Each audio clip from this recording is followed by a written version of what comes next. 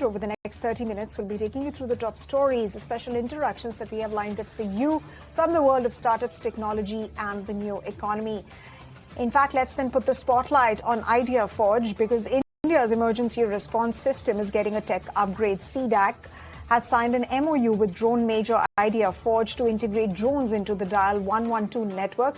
It has enabled a faster on-ground assessment. In fact, the move aims to cut response times in emergencies while strengthening India's indigenous drone and public safety ecosystem. And to discuss this and more, we're now joined by Eslian Nanmaran. He's a Chief Product Officer at IdeaForge. Thank you very much, Mr. Nanmaran, for taking the time out and speaking to us here on ET. Now, there's a whole host of subjects that we want to touch upon over the next 30 minutes. But let's first address this basic news update. You've just signed an MOU with CDAC to strengthen drone-led emergency response across the country. Tell us a bit about this partnership and the areas which it extends to, and what is IdeaForge strengthening via this partnership with CDAC? Absolutely. I think this is one of very strategic partnerships for us. So as you mentioned, CDAC has deployed ERSS, which is Emergency Response Support System, across multiple states in India, right? And drones, as we can see, can be a game changer in first response. So drone as a first responder is something that is explored globally, and we feel this partnership with CDAC can take it to the next level in our country. So as you said, when someone dials 112, the call lands in the CDAC ERSS system. Now we have integrated our drones to it, where the drone can automatically get deployed and it can get the location from where the call is coming. So we see that in some of our early deployments, this can reduce emergency response time from about 70 to 80% from what it is now. And not just that, I think the other opportunity that we see is also to indigenize some of the components that CDAC is building, which can be incorporated in our drones. So there are Vega chipsets which can be utilized in our UAVs, right? So that is another aspect of the partnership that we are exploring. Right. Right. So essentially, reduction in response time is what you're looking at. But let's also talk about the recent supply order that you got, which was, I think, about 100 crores or slightly more than that for the Indian Army. Can you tell us about, more supply orders or more orders that you have in the pipeline, given the fact that we've kind of seen a surge in defense companies, whether it's startups or, of course, mainstream defense companies, and the kind of traction that they've gotten on the D Street, the kind of investor interest that they have gotten. So can you get us up to speed about what's really happening at IdeaForge in terms of orders that was one for the Indian Army? What are your other orders catering to? And will you be solely focused on defense, or are you looking at other possibilities as well? Yeah, so we've been getting orders regularly. We got the first order for the Switch platform somewhere around 2000 or 2001, and we have got a number of repeat orders over the years. So what is significant about the recent order is it's for one of our newest platforms, which is the Zolt, which significantly takes the capabilities of our UAVs to the next level. I think in terms of performance, in terms of the payload capabilities, what the Zolt can perform is significantly better than what we have shipped all these years, right? And so that is one of the large orders that we won for about 70 crores. And there is another follow-on order for a Switch. The Switch platform is fit for military use. It's probably one of the only drones in the country which has got this certification, and it is heavily deployed in our northern borders. We have shipped like hundreds of these systems, and they are actively serving in our northern borders in very extreme testing environments. And because these systems have proven time and again, we have got a follow-on order. And what is interesting with this is based on our experience post-ops in Indur, we have significantly enhanced the EW capabilities, which is electronic warfare capabilities in our systems. So one of the realities of war is the systems get jammed and you have GPS spoofing. So we have made our systems resilient and they can take care of any of these EW environments. So I think that's the significance of this order. Right. Right. Mr. Nanmaran, where do you see IdeaForge in India's defense landscape 5 years from now? Would you be looking at becoming a full-stack defense technology company? Like I stated, that post-Operation Sindoor, there's been a lot of interest in defense companies. And of course, you're just talking about the kind of orders that you've been regularly receiving. So where do you see the company 5 years from now? So we are not new to this industry. I think we've been around for 17 years. And if you look at it, the drone which was flown in Three Idiots was an early prototype of our company. So from there to now, up to Op Sindoor, I think we've come a very long way. But if you look at the industry itself, I think we've just scratched the surface in terms of what can be done with drones. And as you can see, some of the recent wars, be it the Ukraine-Russia war, or if you look at what happened in the Middle East, so drones are increasingly becoming a game changer for any of these defense and defense forces, right, globally. So we will continue to improve our existing surveillance drones, be it the Netra, Switch, or Zolt. We'll continue to enhance the performance, the reliability, and the autonomy capabilities of these drones and the payload carrying capacity of these drones. And another interesting aspect which we started exploring in the last couple of years is we are building a very large logistics platform, right? So this is something which can carry about 100 kgs over 100 kilometers. So it can be a game changer for forward logistics in the Himalayan region, right? So this is in the early prototype development stage. We expect that we should have this platform fully deployed in the next few years. Absolutely, and these services are definitely complementary in nature. But let's also talk about your expansion, because reports suggest that you're exploring new markets in Asia, Middle East, South Asia, Africa, and even Europe. Now, given that these geographies in the space of defense already have their established partners, what is going to be IdeaForge's USP, and where do you think other Indian companies can lead when it comes to sort of taking Indian startups global and making a global presence for themselves in the space of defense? Yeah, so we are ranked third globally for dual-use drones, right? So, which is drones which are used for both civil and military use, and this is by a German analyst firm called Drone Industry Insights. And we see significant response for our systems in the global market. We have a fully owned subsidiary set up in the US, and increasingly we see that globally countries are moving towards sourcing systems which are manufactured in the country. So seeing this need, we have set up a recent JV called First Forge in the US. So we see tremendous opportunities coming in the US. We are already working with a number of homeland security forces, and we are learning quite a lot from these environments, right? So the user persona we understand is very different in the US market compared to what we are used to in the Indian context. So we are also adopting our systems to make them fit for these newer environments, and not just US. We also see once we are able to establish in the US, it'll open up the whole NATO market for us, and we get a lot of inbound requests from Africa and the Middle East, which is again something that we keep responding to, and I think there is tremendous opportunity for Indian-made drones or naturally alternative to the Chinese ecosystem, and we see that we could be one of the best alternative to fit this gap in the market. All right. And in fact, let us also talk about the policy push that needs to be given. Right. Please go ahead. No, I meant it's not just us. I think we focus on building the ecosystem in India. So we have invested in a few startups which make drone components, which is be it payload or propeller manufacturers, right? So, right.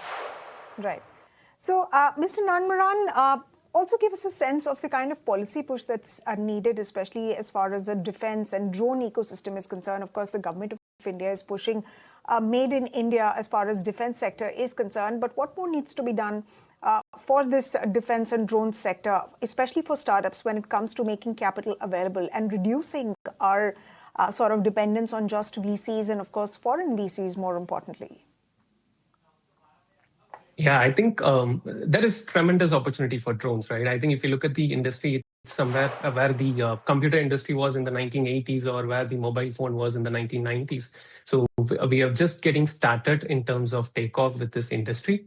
And the recent GST reform, I think, has been a game changer. It has simplified a lot of the complication which existed previously.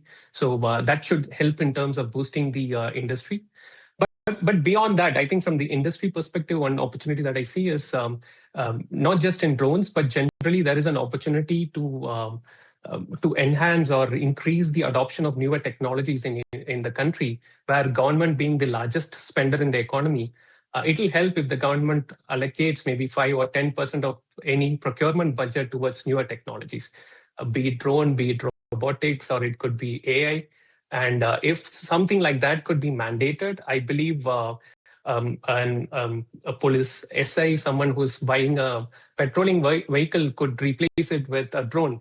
And we need some of these experiments to happen at the end user level, because a lot of the innovation can come from there once the user understands what can be done with this technology. So I feel that if the government can move towards this direction, which will drive the adoption of the technology, I think capital and in terms of talent, it will automatically come. So it's just that the demand from the civil perspective and also from the defense perspective, if the government can assure some amount of demand, I think forecast demand on the defense side, I think that will be a game changer for the industry. Right, Mr. Narmaran, just one final question before we let you go, and this is essentially on your personal journey. What personal experience or moment first sparked your decision to build IdeaForge? And while most founders essentially think of startups in consumption, you chose defense way back in 2007. Why was that? Yeah, so I think the founders of IdeaForge are from IIT Bombay. In fact, I think the idea came with one of the founders trying to build a hovercraft to fly over the Powai Lake, which is right next to the IIT. And over time, I think one of the pivotal moments was the 26/11 attack, where they realized that drones could be a game changer in getting a situational awareness of what was happening in the Taj or any of the places where the attack happened in Mumbai, right? So I think that is when the pivot happened towards building defense drones. And as I said, right from I think one of the early prototypes was used in 3 Idiots. From there to our drones getting deployed in Operation Sindoor, we have come up with multiple generations of our Netra platform. And we've shipped thousands of drones to the Indian Army, and we are so well deployed that now we have done more than 750,000 missions, right? So we say that there is an IdeaForge drone taking off every 3 minutes. So that's how well deployed our systems are. And now with our recent foray into the international markets, we feel that I think the sky's the limit in terms of what we could do with this platform. Absolutely, Mr. Narmaran, sky is the limit, and all the very best to you for all the future endeavors that IdeaForge takes up. It's been a successful journey for you, for IdeaForge, so far as the defense startup space is concerned. Well, on that note, thank you very much for taking the time out and speaking to us here on ET Now. Yep, ladies and gentlemen, it's now time for us to switch our focus and take a look at some news that's coming in from the United States. Well, a new geopolitical contest is underway and the battlefield is supply chains. The Pac Silica initiative, announced recently in a U.S. move to turn supply chains into strategy, locking in trusted access across the AI stack from minerals and chips to security and logistics. More importantly, it seeks to reduce its reliance on China, which currently controls nearly 70% of global rare earth mining. In fact, the Trump administration's initiative features the United States and 8 partner countries, which include Singapore, Australia, Japan, South Korea, and Israel as founding members. In fact, India is not part of the initiative. So the question that we are asking on the show today evening is, should this be of concern to India? And is this going to be a map where leverage sits in the tech and emerging technology space? In fact, to discuss that and more, I'm now joined in by...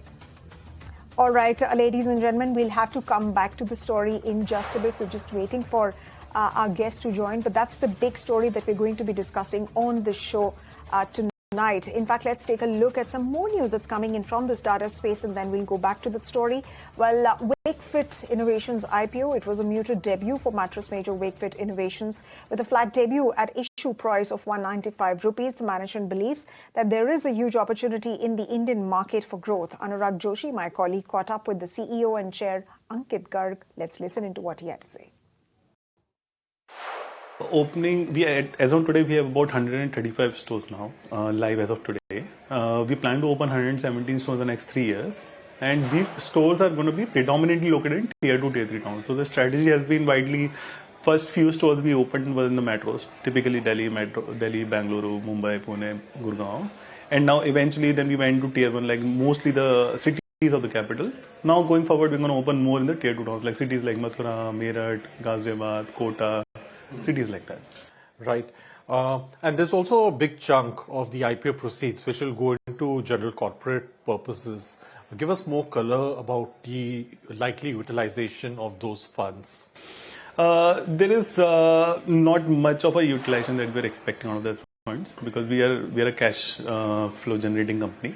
We believe that GCP is generally for anything which, let's say, which is unimaginable happens, something like Corona. I don't know if there is anything that we don't expect or foresee. I think we're going to just keep it for that. Otherwise, there's no use of those funds in our company as of today.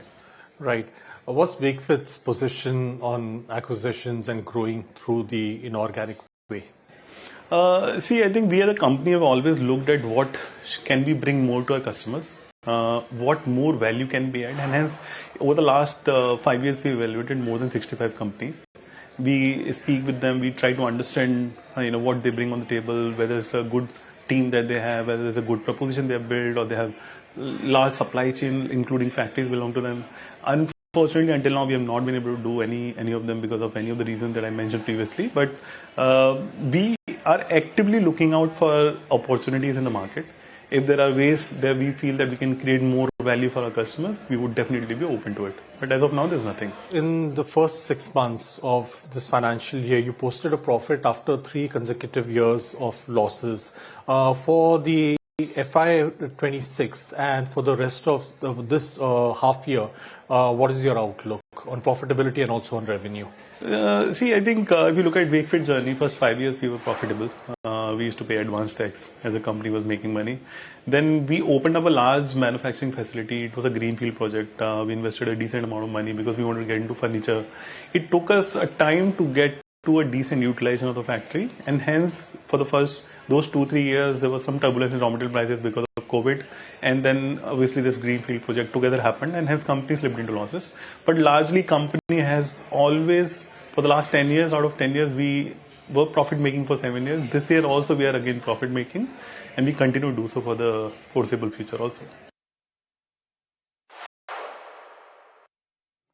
All right, ladies and gentlemen, let's go back to the story that we were discussing just a short while back. The United States Pac Silica initiative that was announced recently. This is a move by the United States to turn supply chains into strategy and locking in trusted access across the AI stack, from minerals and chips to security and logistics. More importantly, this Pac Silica initiative seeks to reduce reliance on China, that currently controls nearly 70% of global rare earth mining. In fact, the Trump administration's initiative that features the United States along with its 8 partner countries about which we spoke about. However, India, like I stated, is not part of the initiative. Should this be of concern to India, and is this going to be a map where leverage sits, especially as far as the tech and critical minerals and emerging technologies space, as far as those spaces are concerned? In fact, to discuss more on that, and now joined by Vivek Mishra, is the Deputy Director Strategic Studies Program at ORF. Thank you very much, Vivek, for taking the time out and speaking to us here on ET Now. Now, the State Department calls these multi-layered partnerships that strengthen supply chain security, address coercive dependencies, and single points of failure. What do each of these member countries offer, and why have they been chosen? So I think it's an important initiative by the United States, tying a set of countries which they think are important in building a new kind of coalition against China. And because the competitiveness between US and China has gradually moved to the tech domain pretty strongly and pretty rapidly, I think it's important for the United States to gain some ground here by important partnerships, by forming important partnerships. They've explained it in the State Department readout of the initiative that it seeks a domination of AI and chips and tech industry, and eventually the tech industry. I mean, it's in one way, it is to rebalance the position of the United States vis-a-vis China in certain important domains. But in others, I think it's also to position United States basically in cohort with a certain set of countries that it sees as democratic countries, one that has democratic values, also preservation of supply chains, and I think that tying those issues are important for the U.S. In forming this initiative. Right, Vivek, but does this essentially present a map of where leverage sits when we look at all of these countries that are part of this Pac Silica initiative? So if you look at the member countries, you have part of the Pacific, you have Singapore, you have Australia, South Korea, Japan, etc. You have parts of the Middle East, because I think the United States is retethering and tethering itself increasingly to its tech policy to the Middle East, particularly UAE and Saudi Arabia. But in Pac Silica, you have UAE and not Saudi Arabia. And if you look at other regions, Europe, you have both the EU as a member, and also the UK and the Netherlands. The Netherlands is one of the 3 countries that controls 97% of the equipment that manufactures chips. And then you have Taiwan as an observer. So I think if you look at these geographies and the capacities of these countries, I think it draws out a clear map in terms of where the United States wants the tech competition, particularly in the supply chains and rare earths, to go from here. But I must say that it's a long arc. I think countries, of course, India is not a member of this, and some analysis I've found is that that there is a disenchantment of sorts that we are out of this grouping. I don't personally see. I see the tech competition as a long arc, where I don't see that you're missing out immediately something as a player for India. Right. Right. So let me just build on that point that you spoke about, the fact that there has been some sort of disappointment that India is not part of this initiative. However, Vivek, India is part of the United States Pact with respect to Trust Initiative or Compact Partnership. In fact, American companies as recent as last week were investing in billions of dollars in India, not just in the data center space, but overall in the tech ecosystem here in India. There are semiconductor companies also that have made massive investments over the past 2 years.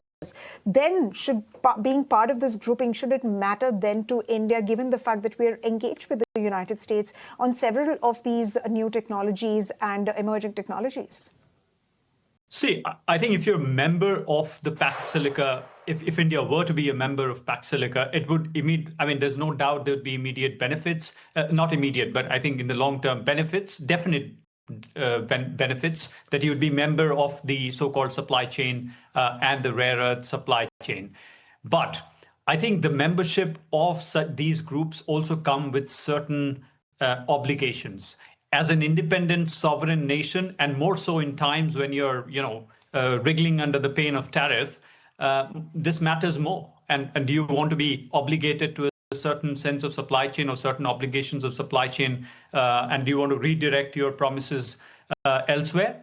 I think from an Indian perspective, it is important that some of these, Microsoft, Google, all of them in the past 2 or 3 weeks have recommitted certain major. Microsoft is committed to the amount of 17.1 billion, apart from the other investments. So I think bilaterally, if this happens, if you look at the arc that India has drawn in critical and emerging tech and supply chains with these countries, some of these countries, for example, Japan, Singapore, logistics in Singapore, these are independent bilateral arcs. So India is not detached with most members of the group. And so, as you said, the United States is tied in some aspects through the trust initiative. So I think India is taking it bilaterally, but may not be a part of this group. Yes, so one final question before we let you go. Now, the main point of having these pacts and groupings is to establish choke points in modern technology and hardware, because supply chain coalitions can become tools of power geopolitically. So how can India build leverage when it comes to these crucial choke points or crucial new and emerging technologies? Like you rightly pointed out, that we are engaged with the US bilaterally, with several other nations bilaterally as well, and we are developing our own capabilities. But how do we build leverage? Because leverage is what defines these present times and the kind of times that we're living in. One of the first important steps in that will be to bring to build a vertical at home in supply chains and technology curve. And I think that's important for India. Once you do that, then all membership organizations and institutions across the world have evolved, from BRICS to NATO to everything. So I don't see Pac Silica as a compound which will not evolve. And if you really build that vertical at home, who knows, probably in the future, India will be a part of this, or more integrated with members of the Pac Silica. All right. With that, Vivek, it's now time for us to wrap this edition of Startup Central and, of course, wrap up this chat. Thank you very much for taking the time out and speaking to us here on ET Now and sharing your perspectives and thoughts on this big story that we're tracking here on the channel. Ladies and gentlemen, with that, it's a wrap on this edition of Startup Central. I hope you liked watching the show as much as we did putting it together for you. From me and the entire team, goodbye and thank you very much for watching.